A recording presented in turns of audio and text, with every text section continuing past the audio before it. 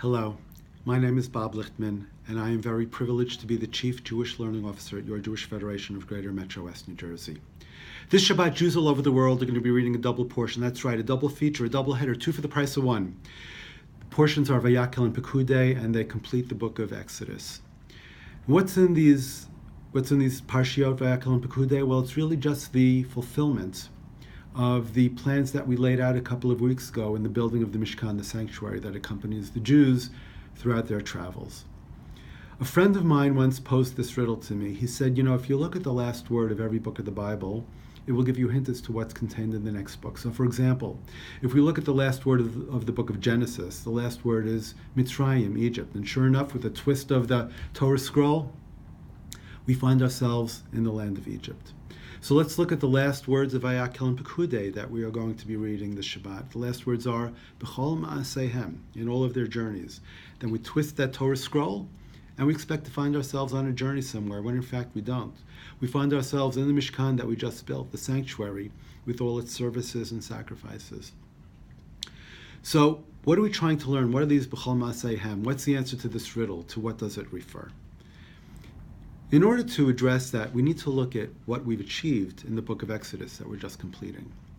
When we began the book of Exodus, we were nothing but a constellation of families. By the time we end the book of Exodus, we are a united and proud nation. When we began the book of Exodus, we were telling each other stories about God. By the time we end the book of Exodus, we have a deep personal relationship with God.